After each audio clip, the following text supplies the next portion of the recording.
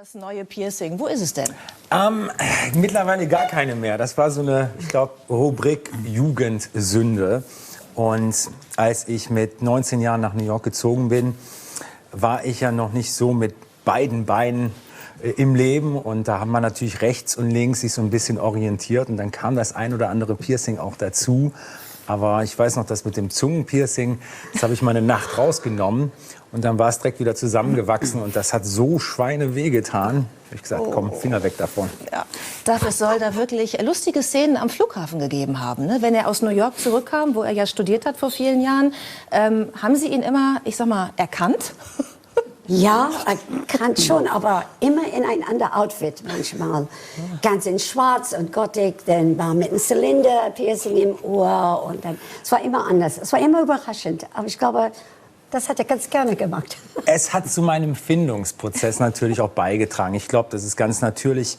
Ich habe ja nicht die Möglichkeit gehabt, so diesen sozialen Umgang und auch klamottentechnisch mich früher im Gymnasium so zu finden, da ich ja Privatunterricht hatte und irgendwann mal musste man das ja ausleben. Und dann habe ich natürlich auch, New York ist ein tolles Pflaster, das zu probieren, ja. Und habe meine Studienzeit natürlich nicht nur an der Geige verbracht, sondern auch mal hier und da modisch mal einen Fehlgriff geleistet. Wo du gerade war sagst, ich immer noch im Übrigen. Nee, ich finde, das ist jetzt also alles okay. Ist okay? Ich sagen. Sehr ja? gut. Aber gut, ich bin ja auch deine Generation. Ich fand eigentlich deine Outfits im Laufe der Jahre immer völlig in Ordnung. Das ist ja anders, geht auf mich. Das ist ja anders, wenn man Elternteil ist, ne?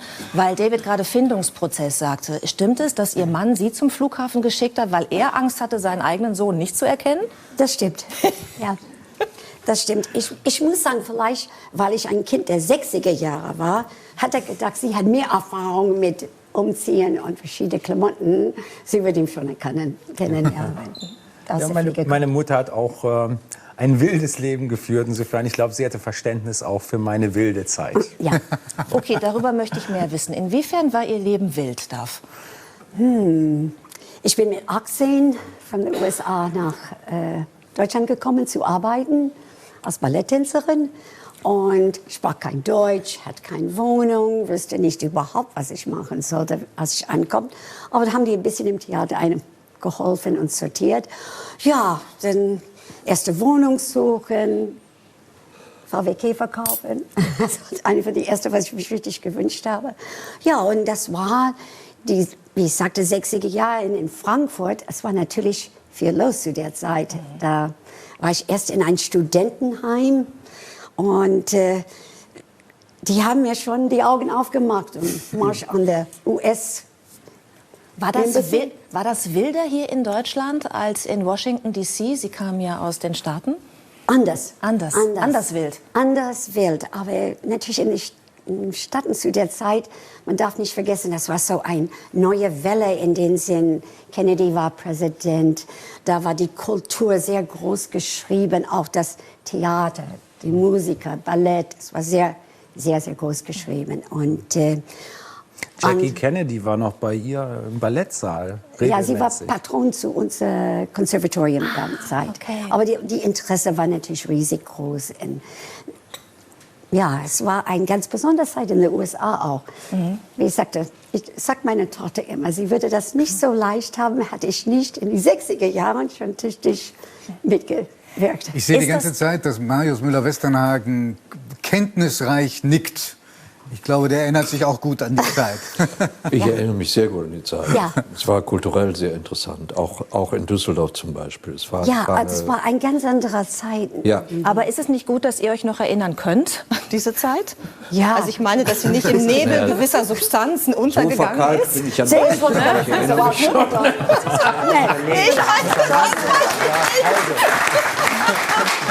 Ich kann eins garantieren, meine Mutter ist im Herzen, ich kann jetzt nicht für Marius sprechen, aber im Herzen so eine positive und junge Frau geblieben. Ich glaube, diese Zeit der 60er, 70er Jahre, ich glaube, dass Menschen da einfach gelebt haben, das Telefon nicht in der Hand gehabt haben und Abenteuer und Erfahrungen gesammelt haben, wovon man ein ganzes Leben lang auch zehrt.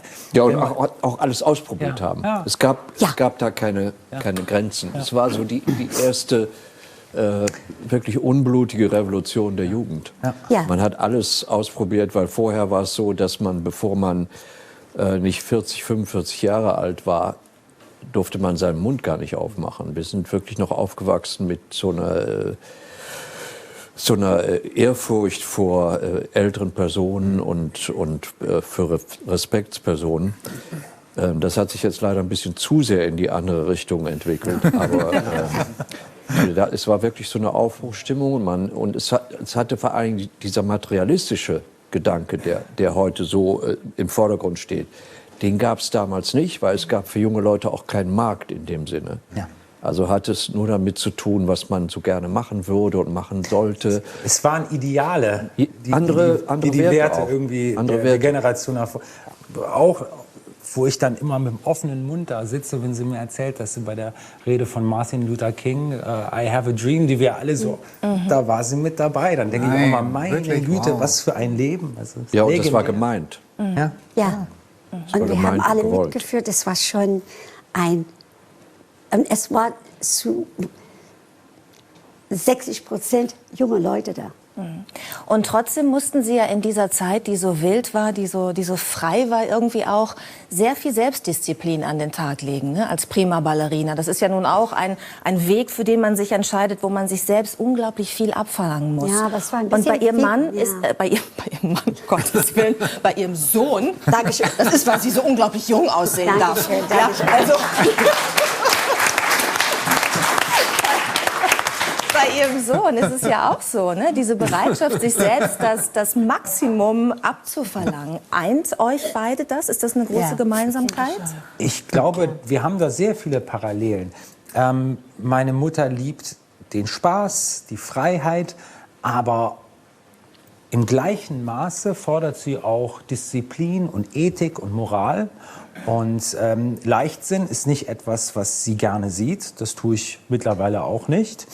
Und ich finde diese Balance einfach wirklich wunderschön, weil sie einem den Spaß sozusagen erlaubt, aber dann am nächsten Tag die Arbeit auch abruft oder immer abgerufen hat am nächsten Tag. Also wer feiern kann, der kann auch arbeiten, so ein bisschen in der Richtung. Ja. Und beides geht auch zusammen. Gell? Ja, es geht auch zusammen. Es ist auch schön zusammen. Es geht wirklich zusammen. Wie alt bist du, David, wenn ich bin jetzt 41. Und ich habe es bis zum 41. Lebensjahr ganz gut in Balance halten können. Und ich habe genauso wie meine Mutter auch schon die Kerze mal an beiden Enden angezündet und das Feuerzeug drunter. Aber ich bin am nächsten Tag auch um 8 aufgestanden, habe mir eine Aspirin ins Wasser reingetan und habe gesagt, okay, jetzt arbeiten wir Beethoven. Das war nicht immer perfekt, das in dem Moment zu arbeiten. Aber es gehört auch dazu, nicht dann im Bett zu liegen und bis 5 Uhr nachmittags und sagen, oh Gott, heute gönne ich mir mal was. Ich glaube, wenn man die Einstellung im Leben hat, dass man das Leben in vollen Zügen genießen kann und darf und soll, dann muss man aber auch auf der anderen Seite die Einstellung haben, okay, jetzt geht es mir dreckig, aber ich mache trotzdem das, was mir wichtig ist und lass das nicht schleifen. Sie haben ja 3 Kinder, ne? Ich glaube, du bist das Mittlere, ne? David. Genau. Es gibt noch einen Bruder und es gibt noch eine Schwester. War das bei allen 3 Kindern gleich, dass sie das vererbt haben, diesen unbedingten Willen, sich selbst zum Besten auch zu bewegen? Diese Selbstdisziplin? Nein, 3 Kinder, 3 ganz verschiedene Menschen. Aha. Und jeder auf seine Art hat das erreicht, was gewollt war, von sich aus. Ich glaube, das kann man nicht. Man kann nicht 3 Kinder haben und dann die alle gleich in dasselbe Muster tun. Dass ich Disziplin zu Hause habe, es war einfach, weil man vom Klein aus, ich muss ehrlich sagen, David auch, mit 5, 6, 7, mit 8 habe ich schon ein professionelle Ballettschule-Training gehabt. Es ist einfach so, dass man diszipliniert. Man kann das nicht anders machen, genau wie ein Instrument lernen. Aber auch mein ältester Sohn, der ist Anwalt in New York und hat auch seine sein Ding gemacht, so wie er das machen würde, genau wie meine Tochter in Hamburg. Sie sagten gerade, Sie standen mit 8 schon auf der Bühne, tanzend. Wir haben Aufnahmen, die Sie uns mitgebracht haben. Da ist David, glaube ich, auch so ungefähr 8 Jahre alt. Die Aufnahmen haben nicht so die beste, also ein Video, die beste Qualität. Aber vielleicht kannst du einmal erklären, was wir da sehen. Ich guck mal selber drauf. Also das Geigenspiel, was wir jetzt hören werden, ist nicht so virtuos. Ich höre schon jetzt, da bin ich viel jünger als 8. Ja. Wie alt bist du da? Hätte ich mit 8 so gespielt, dann hätte mein Papa wahrscheinlich gesagt, komm, lass sein. Da ist schon besser. Da schon eher, oder? Ja, 9. Das ist schon Erinnerst du dich an diesen Moment, David, wo du da auf der Bühne standest? London, das war im Royal College of Music, Perpetuum mobile, Novacek. Und das ist gut. Das ist mit 8 Jahren, das ist richtig. Aber man sieht, weißt du, im Endeffekt ist es ja so, dass natürlich gibt es Talent, natürlich gibt es Begabung. Aber das ist eine tägliche Arbeit. Und ich meine, Arbeit, ne? Wochenenden, Feiertage, Geburtstage, das wird alles, Weihnachten, das ist jeden Tag. Silvester. Dankeschön. Es ist wirklich so, dass, um das zu erreichen, und das ist nicht so dieses,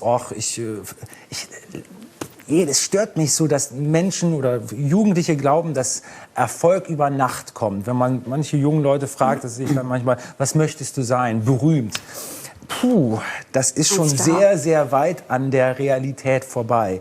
Denn etwas gut zu können, etwas besser als ganz, ganz viele andere zu können, das erfordert jeden Tag Aufopferung. Aber wenn ich mich da noch mal reinmischen darf, ich glaube, Erfolg ist wirklich so, dass dieses Klischee über Nacht, dass das stimmt. Aber auf der anderen Seite hat das sehr viel mit Arbeit zu tun. Auf der anderen Seite ist es aber auch die Illusion, dass das alles so leicht ist. Und es muss ja auch alles so leicht aussehen. Ich habe immer versucht zu erklären, das ist so viel Talent, es ist so viel Arbeit. Ja. Und um erfolgreich zu werden, ist es so viel Glück. Ja. Weil es ist einfach zum richtigen Zeitpunkt, am richtigen Ort zu sein, den Zeitgeist zu treffen. Man muss praktisch auch irgendwie überall sein, um den richtigen Zeitpunkt auch zu erwischen. Und aber darf ich euch beiden was sagen, was hoffentlich nicht despektierlich klingt? Ja? Ich finde, es gehört Talent, ganz viel Arbeit und ich glaube auch eine kleine Meise gehört auch dazu. Oh, eine große. Ja? Natürlich. Gewisser Wahnsinn weil ich glaube, so jemand, der ausgeglichen ist und zufrieden, der tut sich diese Tortur des Arbeitens vor nicht allem an. Im Endeffekt, du stehst jeden Morgen auf. Gut, ich habe jetzt heute nur 3 Finger, aber jeden Morgen machst du... Und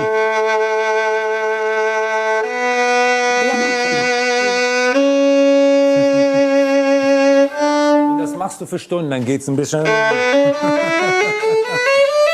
Und das machst du jeden Tag. Und das mache ich seit 36 Jahren. Jeden Tag. Und das ist wieder Anfang.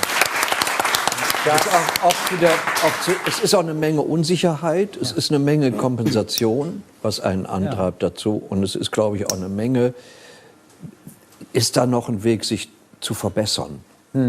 Ist da noch ein Weg weiter? Kann man den Horizont noch ein bisschen weiter verschieben? Sonst würde man es ab einem gewissen Punkt mit Erfolg und auch dann mit finanziellem Dings würde man es nicht mehr machen. Das würde mich nicht interessieren. Ja. Also so ein Wahn und so ein Müssen, das gehört dazu. Ich finde immer der größte Motor eines wirklich guten Künstlers ist so ein ganz kleiner, tief sitzender Selbstzweifel. Immer. Nie wirklich alles geschafft zu haben, alles erreicht zu haben. Und dieser Selbstzweifel ist auf der einen Seite das, was dich immer 1-2% besser macht als ganz, ganz viele andere. Aber er ist auch gleichzeitig der Teufel, weil er dich nie loslässt. Der ist nachts bei dir, wenn du einschläfst im Kopf. Der ist morgens, wenn du aufstehst. Eigentlich mag ich ihn überhaupt gar nicht. Aber ohne ihn wäre ich auch nicht der ich bin. Es ist eine... Ja, aber das ist ja sowieso, also ich glaube, im Künstlerleben ist es so, dass es so eine Suche ist, sich selbst kennenzulernen, sich selbst zu akzeptieren, sich selbst zu respektieren. Und dazu muss man immer wieder reflektieren. Immer wieder seine Situation reflektieren, was um einen herum geschieht, was in der Gesellschaft geschieht. Ohne das geht es gar nicht. Ja. Das ist ein sehr gutes Stichwort, reflektieren, weil du hast eine Biografie geschrieben, in der du viel auch reflektierst über das, was geschehen ist, wie du dein Leben gelebt hast, über deine Kindheit, deine Eltern spielen eine Rolle. Ja. Du hast die Biografie genannt, wenn ihr wüsstet. Wie ehrlich ist das, was du da preisgibst von dir? 100%. Ich hätte nicht mal drüber nachgedacht, was zu schreiben, wenn ich mit Vorsicht an so ein Projekt rangehe. Also entweder man macht das wirklich aus tiefster Überzeugung. Allerdings vor 5 Jahren hätte ich das Buch anders geschrieben. Ich glaube, dass man ab einem gewissen Abstand eine Besonnenheit auch hat für Situationen, die man früher vielleicht anders eingeordnet hat. Natürlich. Was meinst du damit? Du bist vorsichtiger geworden? Oder? Natürlich kann man über die Kindheit jetzt schreiben, oh, die war hart, die war anstrengend, die war nervenaufreibend. Ich hatte ganz, ganz viel Streit mit meinem Vater, also praktisch täglich, weil er Leistung abverlangt hat, die ich an dem Tag nicht geben konnte. Und natürlich gab es Auseinandersetzungen und flossen unglaublich viele Tränen, bis ich 18 Jahre alt war und ausgezogen bin. Natürlich kann man jetzt sagen, okay, das war alles schrecklich und furchtbar. Aber mit Besonnenheit meine ich, irgendwann mal kommst du an den Punkt im Leben, wo die Vergangenheit deine Vergangenheit ist. Und die Vergangenheit macht dich zu dem, der du bist in dem Moment. Und auch dieses Opfer, was es sicherlich war, auch dieses Opfer ist etwas, was ich schätze, was ich wertschätze, was auch, ganz ehrlich gesagt, ohne dieses Opfer wäre ich auch nicht so gut an dem Instrument. Und da muss man versöhnlich in die Vergangenheit schauen und auch, niemand ist perfekt. Auch mein Papa hat übertrieben, das weiß der selber. Der weiß selber, wenn er nachts mit mir nach Mitternacht gearbeitet hat, und ich war noch sehr, sehr jung, das war nicht alles in Ordnung. Das weiß er mittlerweile. Aber er hat das auch zum ersten Mal gemacht und er hat es auf seine Art und Weise aus unglaublicher Leidenschaft und Liebe zu mir gemacht. War das alles richtig? Ich wollte fuck no sagen. Ja. Aber war es alles richtig? Überhaupt nicht. Aber es hat mich geformt. Es hat dich zu dem gemacht, es hat mich geformt und es hat mich auch... Bist du ihm dankbar rückwirkend? Mittlerweile, ich glaube, dankbar ist etwas, ich verstehe es. Ich verstehe diesen Moment auch, der schwierig ist. Du hast ein Kind, was unglaublich viel leisten kann. Dankbar wäre übertrieben. Ich bin sicherlich nicht undankbar und viele Sachen, weiß ich mittlerweile, hat er aus dem tiefsten Herzen mit viel Liebe versucht zu machen. Es kam bei mir nur in dem Alter noch nicht so an. David, eine Frage an die Mutter, weil wir natürlich das jetzt auch feiern wollen, dass Sie da sind. Sie haben das Buch ja wahrscheinlich auch gelesen, ne? Die Selbstverständlich. Ja, wie war das für Sie als Mutter? QR-Code geguckt. Genau, weil da ist nämlich noch unveröffentlichtes Material dabei, Fotos und so. Ja, weil ich manchmal diese alten Videos, was richtig zitterig sind und so, ja, die hat sie habe alle ich in meine Tasche mit einem Loch in der Tasche. Man dürfte nicht in Wien in Musikvereinssaal darf man nicht mit einer Kamera reingehen. Da wird man... Das heißt, Sie haben widerrechtliche Aufnahmen gemacht und diese sind veröffentlicht. Absolut. Halten wir das fest. Aber meine Frage ist, wie ging es Ihnen als Mutter dabei, jetzt mal dieses ganze Leben Ihres Sohnes, was Sie ja aus einer völlig anderen Perspektive miterlebt haben, mal aus seiner Sicht nachzuvollziehen? Weil er schreibt ja auch über die Kämpfe, die er hatte, ne? Über die schlaflosen Nächte, über die Einsamkeit des Künstlers, über die Schicksalsschläge, über den Skandal, den es gab vor einigen Jahren mit der Ex-Verlobten. Also war nie verlobt. Er war das hat die behauptet. Mit dieser Frau, die behauptet, ihr seid verlobt gewesen. Behauptet. Gab es dann ja auch eine außergerichtliche Einigung. Aber wie war das für Sie als Mutter, das zu lesen? Ich bin ja froh, dass sie das beantworten darf. Ja, sie ist ja auch nur die Mutter. Ja, ich weiß natürlich, was zu Hause abgelaufen ist. Ich weiß, wie schwierig das war. Ich finde, eine Sache hast du nicht erwähnt. Man ist immer, wenn man den Kind sehr jung ist, hat man sehr viel versucht, mit den Lehrkraft und mit den Leuten, wo man hingefahren sind und auch so sehr bekannte Leute gefahren. Und David hat vorgespielt. Und jeder von diesen Leuten hat auch gesagt, das ist was ganz Besonderes. Und dann ist man geneigt zu sagen, oh je, jetzt müssen wir schon Es gibt doch kein Buch, das steht, wie hilfe ich eine gifted child. Das gibt's nicht. Wie macht man das? Man hat bestimmt viele Fehler gemacht. Das gebe ich auch zu. Auch ich. Manchmal Ja, aber das ist ja immer so. Also die Eltern machen es immer so gut, wie sie denken, sie können es machen.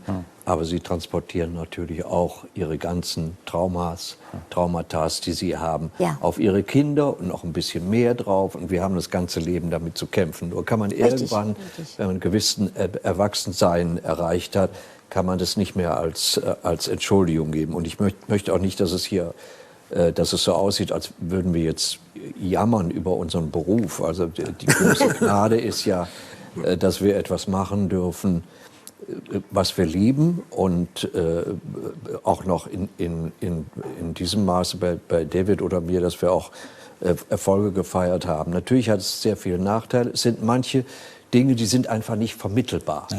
Also natürlich kann ich nicht vermitteln, wie es ist, vor 100.000 Leuten aufzutreten. Wie soll ich das vermitteln? Das ist eine Kraftanstrengung und ein Gefühl, die man nicht vermitteln kann. Und dann kann ich aber auch kein Verständnis erwarten von Leuten, die da unten sind und denken, der hat ein Traumleben, der hat doch alles. Ja. Was jammert der denn?